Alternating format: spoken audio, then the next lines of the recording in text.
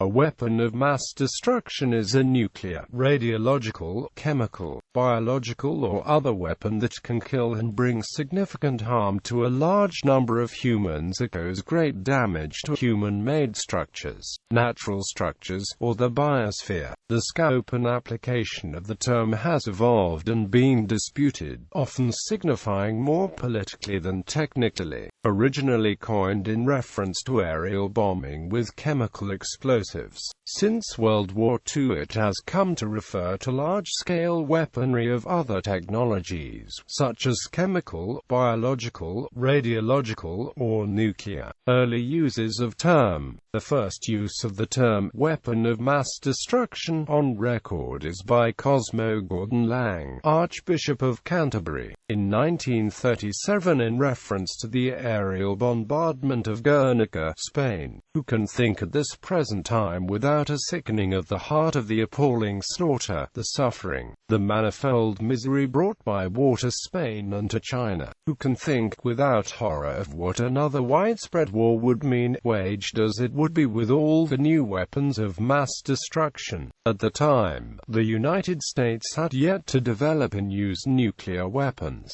Japan conducted research on biological weapons, and chemical weapons had seen wide battlefield use in World War I. They were outlawed by the Geneva Protocol of 1925. It used mustard gas against civilians and soldiers in Ethiopia in 1935–36, following the atomic bombings of Hiroshima and Nagasaki that ended World War II and during the Cold War. The term came to refer more to non-conventional weapons. The application of the term to specifically nuclear and radiological weapons is traced by William Safire to the Russian phrase, Oroshiya massivogo porazhenia. He credits James Goodby with tracing what he considers the earliest known English language use soon after the nuclear bombing of Hiroshima and Nagasaki. A communique from the 15th of November 1945 meeting of Harry Truman, Clement Attlee and Mackenzie King referred to weapons adaptable to mass destruction. That exact phrase, says Safire, was also used by Bernard Baruch in 1946.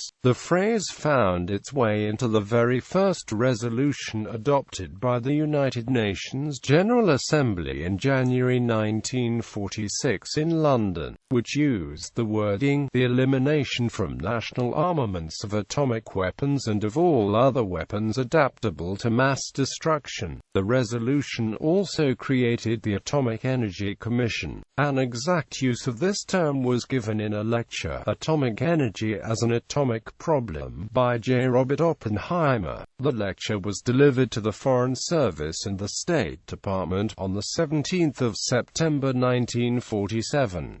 The lecture is reprinted in The Open Mind. It is a very far-reaching control which would eliminate the rivalry between nations in this field, which would prevent the surreptitious arming of one nation against another, which would provide some cushion of time before atomic attack, and presumably therefore before any attack with weapons of mass destruction, and which would go a long way toward removing atomic energy at least as a source of conflict between the powers. The term was also used in the introduction to the hugely influential U.S. government document known as NSC 68, written in April 1950. During a speech at Rice University on the 12th of September 1962, President John F. Kennedy spoke of not filling space with weapons of mass destruction, but with instruments of knowledge and understanding. The following month, during a televised presentation about the Cuban Missile Crisis on the 22nd of October 1962, Kennedy made reference to offensive weapons of sudden mass destruction. An early use of the exact phrase in an international treaty was in the Outer Space Treaty Treaty of 1967, but no definition was provided. Evolution of its use during the Cold War. The term weapons of mass destruction was primarily a reference to nuclear weapons.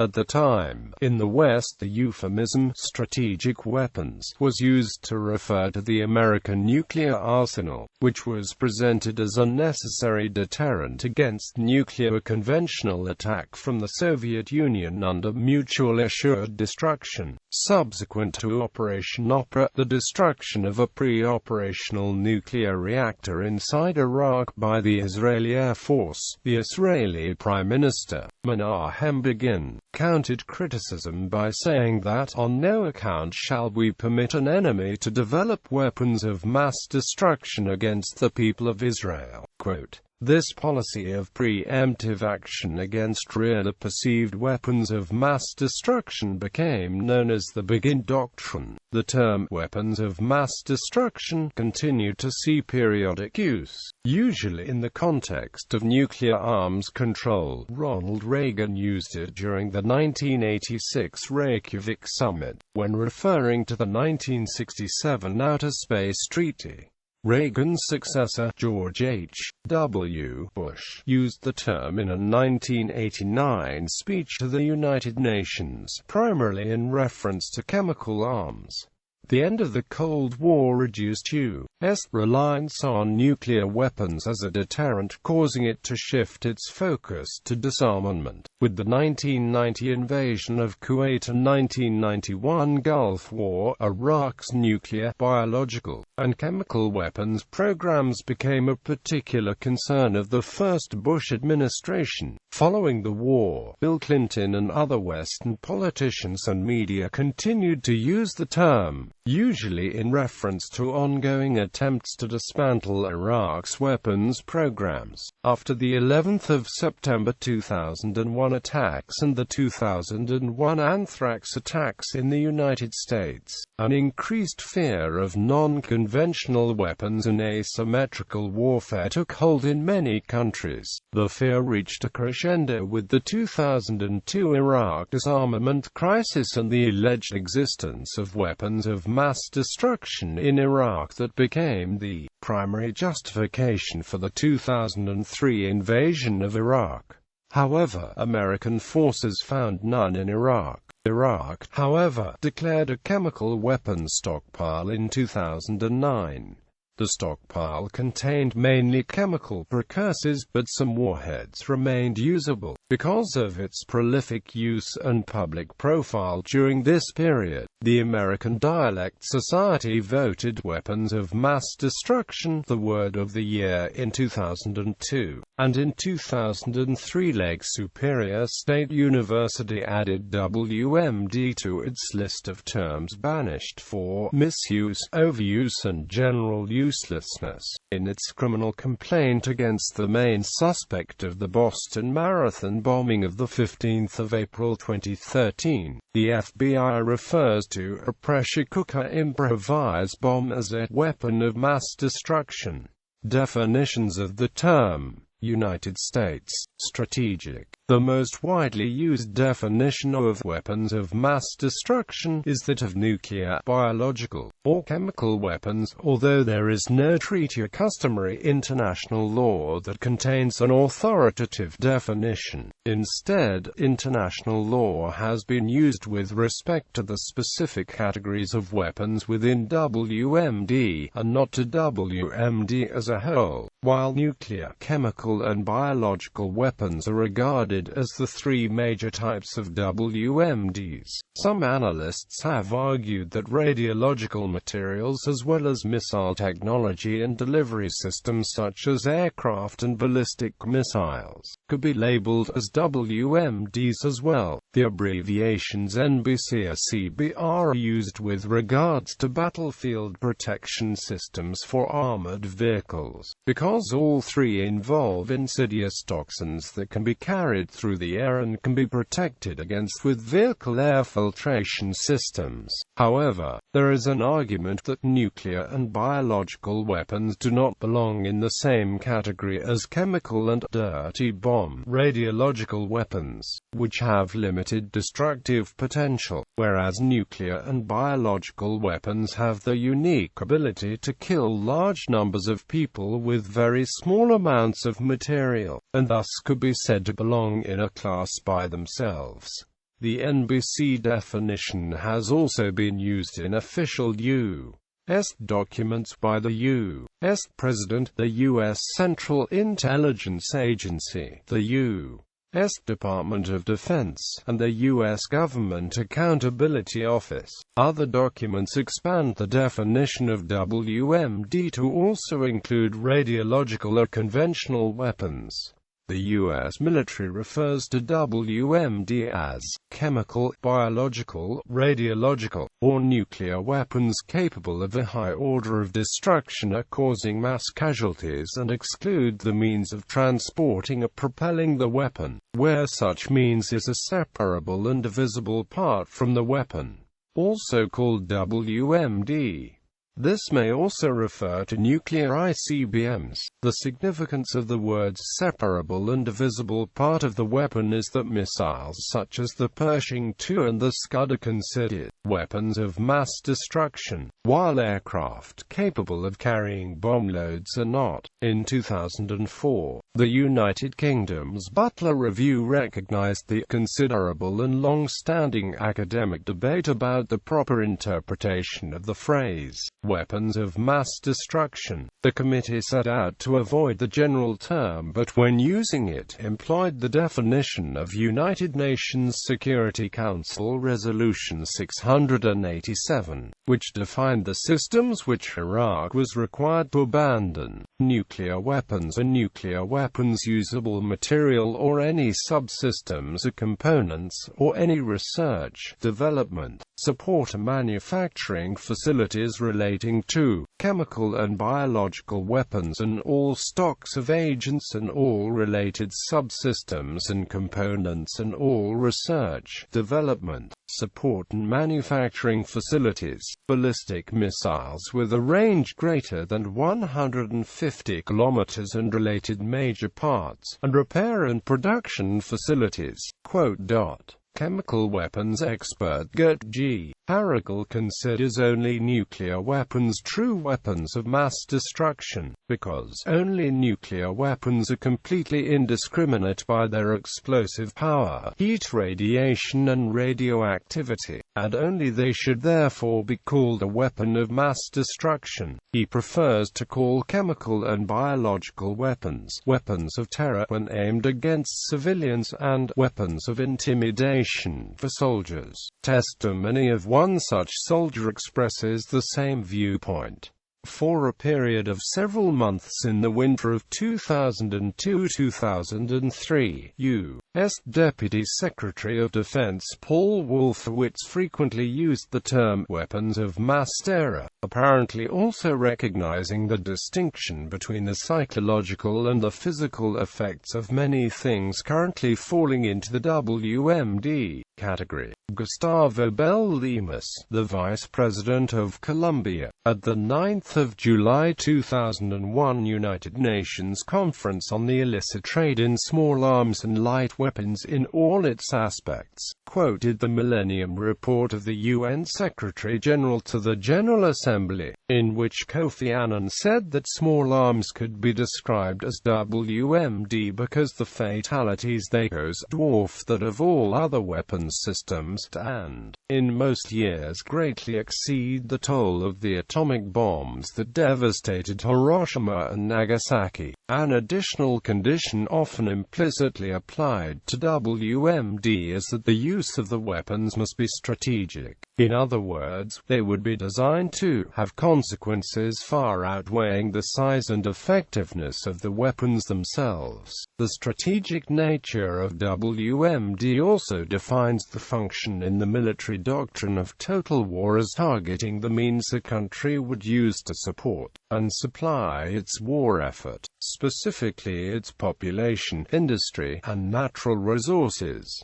Within U.S. civil defense organizations, the category is now chemical, biological, radiological, nuclear, and explosive, which defines WMD as any explosive, incendiary, poison gas, bomb, grenade, or rocket having a propellant charge of more than 4 ounces, missile having an explosive or incendiary charge of more than 1/4 ounce, or minor device similar to the above. Poison gas.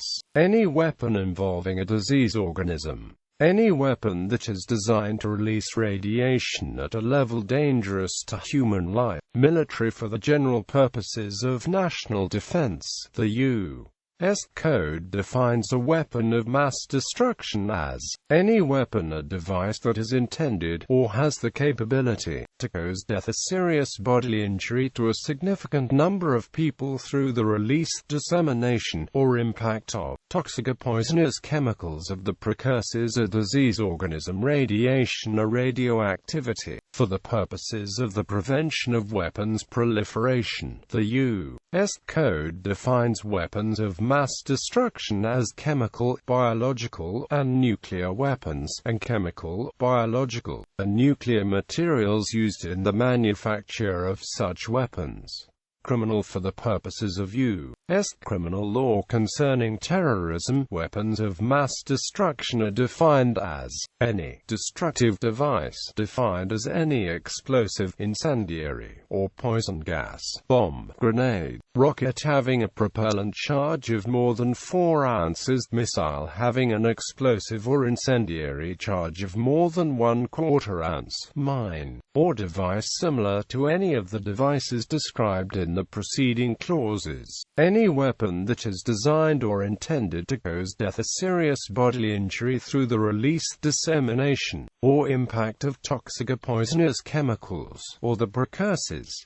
Any weapon involving a biological agent, toxin, or vector. Any weapon that is designed to release radiation or radioactivity at a level dangerous to human life. The Federal Bureau of Investigation's definition is similar to the presented above from the terrorism statute. Any destructive device, as defined in Title 18 U.S.C. Section 921, any explosive, incendiary, or poison gas, bomb, grenade, rocket having a propellant charge of more than 4 ounces, missile having an explosive or incendiary charge of more than 1/4 ounce, mine, or device similar to any of the devices described in the preceding clauses. Any weapon designed or intended to cause death or serious bodily injury through the release, dissemination, or impact of toxic or poisonous chemicals of the precursors.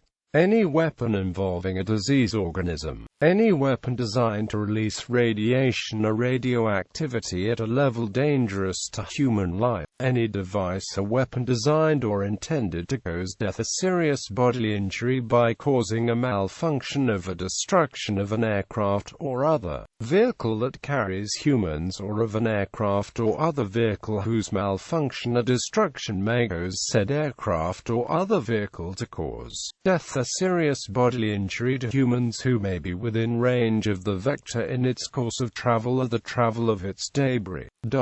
Indictments and convictions for possession and use of WMD such as truck bombs, pipe bombs, shoe bombs, and cactus needles coated with a biological toxin have been obtained under 18 U.S.C. 2332A, as defined by 18 U.S.C. Section 2332. A weapon of mass destruction is any destructive device as defined in Section 921 of the the title. Any weapon that is designed or intended to cause death or serious bodily injury through the release, dissemination, or impact of toxic or poisonous chemicals, or the precursors.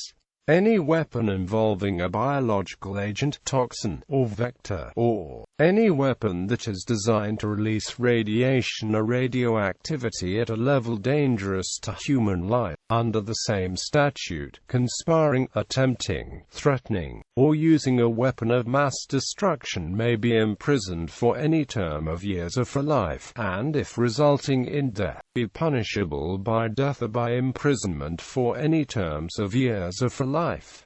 They can also be asked to pay a maximum fine of $250,000. The Washington Post reported on the 30th of March 2006, jurors asked the judge in the death penalty trial of Zacarias Musuer today to define the term weapons of mass destruction, and were told it includes airplanes used as missiles. Musuer was indicted and tried for the use of airplanes as WMD. The surviving Boston Marathon bombing perpetrator, Dzhokhar Samev, was charged in June 2013 with the federal offense of use of a weapon of mass destruction after he and his brother Tamerlan Samev allegedly placed crude shrapnel bombs, made from pressure cookers packed with ball bearings and nails, near the finish line of the Boston Marathon. He was convicted in April 2015.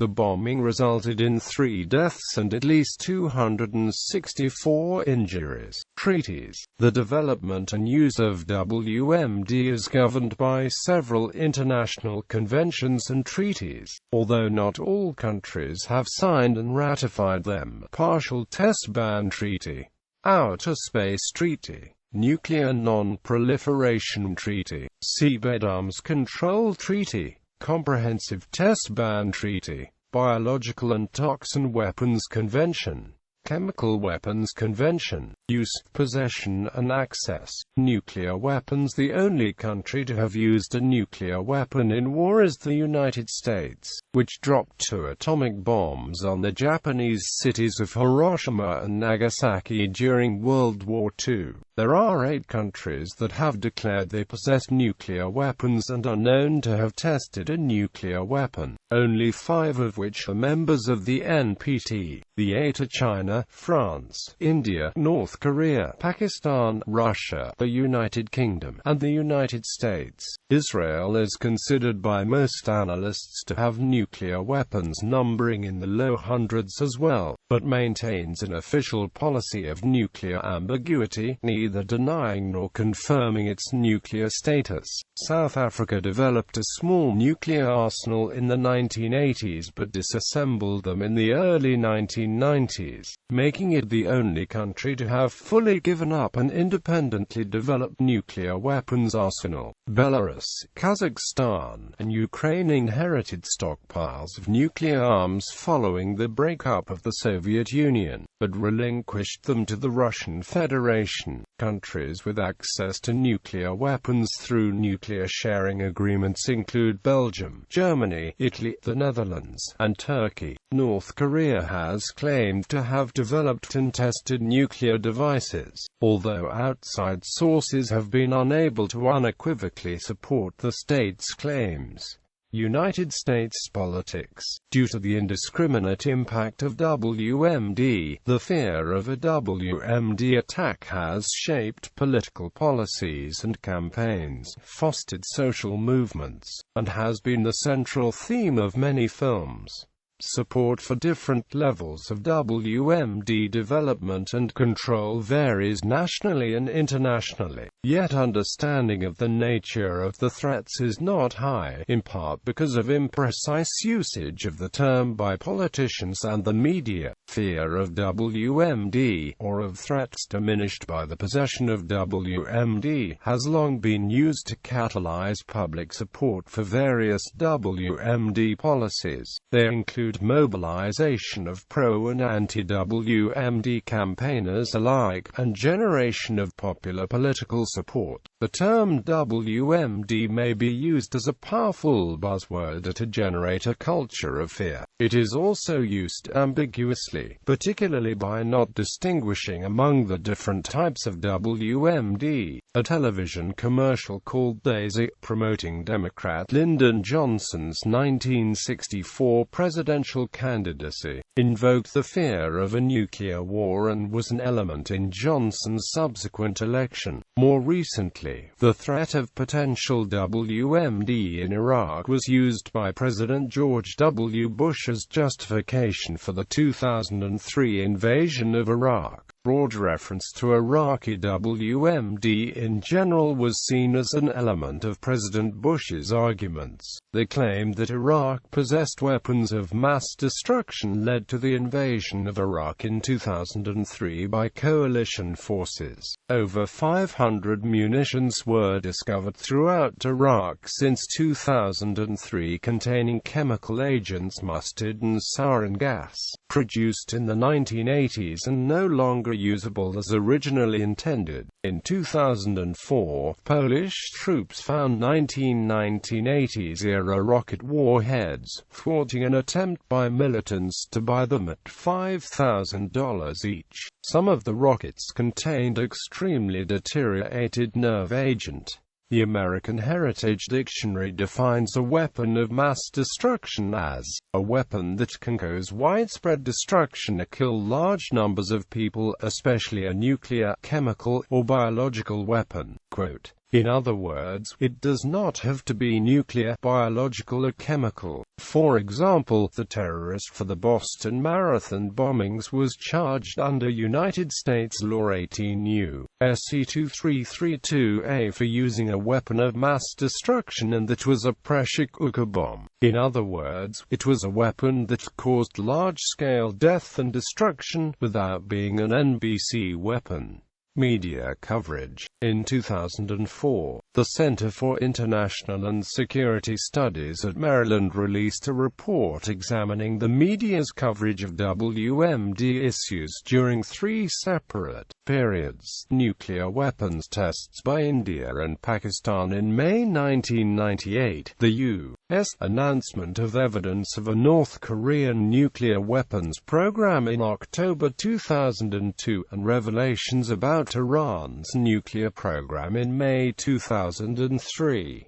The CISSM report notes that poor coverage resulted less from political bias among the media than from tight journalistic conventions. The report's major findings were that most media outlets represented WMD as a monolithic menace, failing to adequately distinguish between weapons programs and actual weapons or to address the real differences among chemical, biological, nuclear, and radiological weapons. Most journalists accepted the Bush administration's formulation of the War on Terror as a campaign against WMD, in contrast to coverage during the Clinton era, when many journalists made careful distinctions between acts of terrorism and the acquisition and use of WMD. Many stories stenographically reported the incumbent administration's perspective on WMD, giving too little critical examination of the way officials framed the events, issues, threats, and policy options. Too few stories proffered alternative perspectives to official line, a problem exacerbated by the journalistic prioritizing of breaking news stories and the inverted pyramid style of storytelling.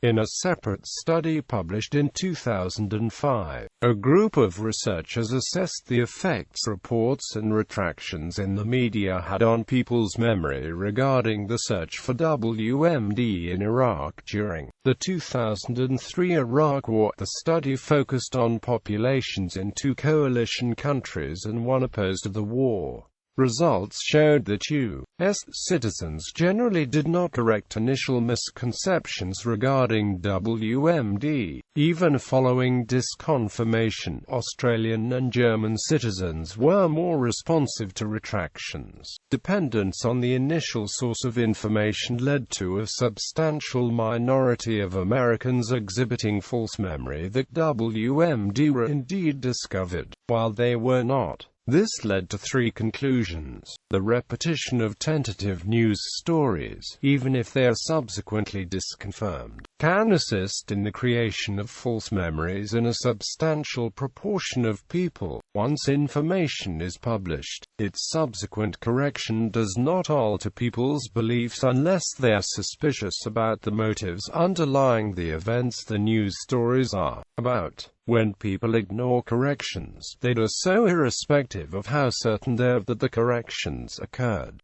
A poll conducted between June and September 2003 asked people whether they thought evidence of WMD had been discovered in Iraq since the war ended. They were also asked which media sources they relied upon. Those who obtained the news primarily from Fox News were 3 times as likely to believe that evidence of WMD had been discovered in Iraq than those who relied on PBS and NPR for the news, and 1/3 more likely than those who primarily watched CBS.